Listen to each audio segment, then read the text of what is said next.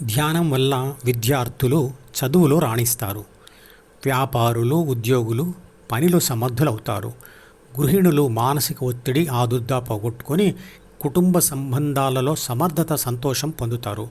వృద్ధులు శారీరక, మానసిక బాధలు పోగొట్టుకుంటారు. ఓటమి ఎదురైన వాళ్లలో విషాదం తగ్గుతుంది.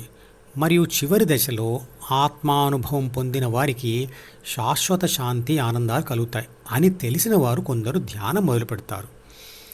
ఎవరు ఏ కారణం చేత ధ్యానం మొదలుపెట్టినా కొంతకాలం ధ్యానం చేసిన తరువాత ధ్యాసను నామజపం మీద, లేదా రూపస్మరణ మీద, లేదా స్పర్శ మీద, లేదా శ్వాస మీద ఎక్కువసేపు నిలిపి ఉంచలేక ఓటమి ఎదుర్కొని అది తనకు సాధ్యం కాదనుకొని ధ్యానం వదిలివేసేవారు కూడా ఉన్నారు.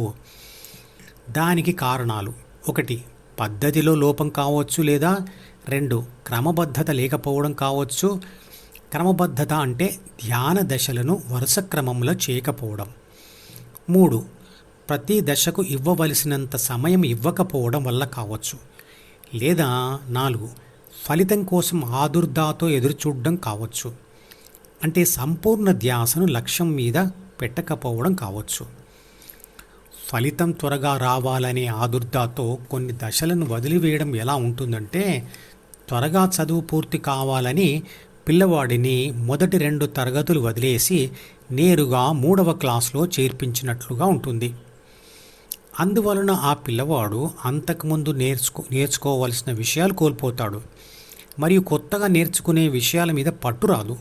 అందువల్ల మొత్తం చదువును మానేసే దుస్థితి ఏర్పడుతుంది. శ్వాస మీద ధ్యాస పెట్టడం అనే పనిని క్షత్రియ దశలోనే మొదలు పెట్టాలి అన్నాడు కృష్ణుడు. అంటే అది మొదలు పెట్టక ముందు శూద్ర మరియు వైశ్య దశలు పూర్తి చేసుకోవాలి. శూద్ర మరియు వైశ్య దశలు అంటే ఏమిటి? శూద్ర దశ అబ్జర్వేషన్ దశ. ఈ దశలో గుడికి వెళ్తూ, సత్సంగం చేస్తూ, అంటే ధ్యానం చేసిన లేదా చేస్తున్న వారి సమక్షంలో ఉంటూ, వారితో స్నేహం చేస్తూ, లేదా ధ్యాన విషయాలు చదువుతూ, వింటూ, వారితో డిస్కస్ చేస్తూ, వారి మంచి గుణాలు అబ్జర్వ్ చేస్తూ ఉండాలి. ఇలా క్రమం తప్పకుండా 1 సంవత్సరం కాలమైనా పూర్తి చేయాలి. ఇక వైశ్య దశ అక్విజిషన్ దశ. అంటే ధ్యానం చేస్తున్న లేదా ధ్యానం చేసిన వారిలోని మంచి స్వభావాలను తను కూడా అక్వైర్ చేయాలి, అంటే తెచ్చుకోవడానికి ప్రయత్నం చేయాలి. ఆ దశలో వీలైనంతగా దానం మరియు తపస్సులు చేస్తూ ఉండాలి. తపస్సు అంటే మనసులో మితిమీరిన కోరికలను కోరుకోకపోవడం, అతిగా మాట్లాడకపోవడం, డబ్బు, పదవులు మరియు సుఖాల మీద ఆసక్తి ఉండకపోవడం. వీటన్నిటి వలన కొంత వైరాగ్యం సాధించబడుతుంది. ఒంటరిగా ఉండడం కొంచెం అలవాటు అవుతుంది. అలా కనీసం 1 సంవత్సరం దాటిన తర్వాత క్షత్రియ దశలోకి వచ్చిన సాధకుడు శ్వాస మీద ధ్యాసను మొదలుపెట్టవచ్చు. ధ్యానం చేసే ముందు శరీరం అలసిపోయేందుకు కొంత వ్యాయామం అవసరం. పరిమితమైన ఆహారం, పరిమితమైన నిద్ర కూడా ఉండాలి. ధ్యానం చేసే ముందు ఒంటరిగా కూర్చొని అయినా లేదా పడుకుని అయినా బయట మాటలు, వాసనలు, నాలుక మీద ఏ రుచి, స్పర్శ లేకుండా చూసుకొని కళ్ళు మూసుకుంటాం. అంటే 5 జ్ఞానేంద్రియాలు మరియు వాటికి సంబంధించిన విషయాలను మూసివేస్తాం.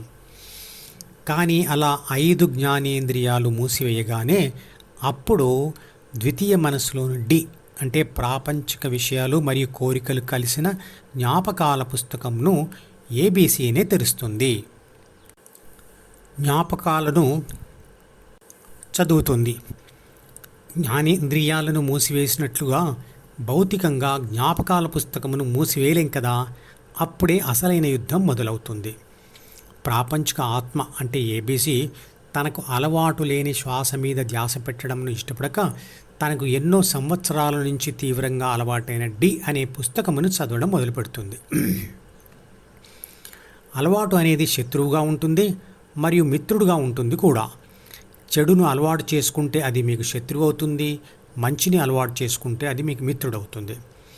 శ్యామసుందర ప్రేమ మందిర అనే భక్త తుకారం సినిమా పాటలో సినీ కవి అంటాడు, సాధన చేయుమురా నరుడా, సాధ్యం కానిది లేదురా, అలవాటైతే విషమే అయినా హాయిగా తాగుట సాధ్యం రా. ఏకాగ్రతతో ధ్యానం చేసి లోకేశ్వరునే చేరవచ్చురా అంటాడు. ఈ పాట వీడియో లింకును ఈ వీడియో డిస్క్రిప్షన్లో ఉంచుతున్నాను, తప్పక చూడండి. ఇక్కడ ఈ పాటలో చెప్పిన విధంగా చేయాలి. డీతో యుద్ధం చేసి సాధన చేస్తూ ఏబీసీ తన ధ్యాసను ధ్యాన కోరిక అంటే జీ ద్వారా శ్వాస మీద ఉంచే సాధన చేయాలి.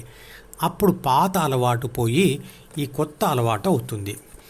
న్యూరాన్ కణంలోని A+B ద్వితీయ మనసు అనే పుస్తకం యొక్క మొట్టమొదటి పేజీలోని అహం అంటే సీని పట్టుకొని, తర్వాత 2వ పేజీ నుండి మొదలయ్యే D1, తర్వాత D2 పేజీలలోని ఇతర సమాచారములు కానీ కోరికలను కానీ పట్టుకుంటుంది. ఎక్కువగా వాడేవి D1 పేజీలలో మరియు ఎక్కువగా వాడనివి D2 అంటే చిట్ట చివరి పేజీలలో ఉంటాయి. అవే కాన్షియస్ మరియు సబ్ కాన్షియస్ సమాచారం లేదా కోరికలు. మరి పూర్తిగా వాడనివి ఏమవుతాయి అంటే అవి మాడిపోతాయి.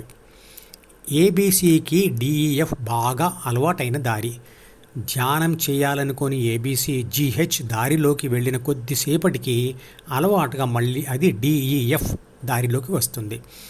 పట్టుబట్టి మళ్ళీ ఆ ధ్యాసను D నుండి మళ్ళించి శ్వాస మీద పెడితే కొన్ని క్షణాలలోనే మళ్ళీ అదే ఓటమి ఎదురవుతుంది. ఈ యుద్ధమే కురుక్షేత్రంలో అంటే Dలో జరిగే యుద్ధం.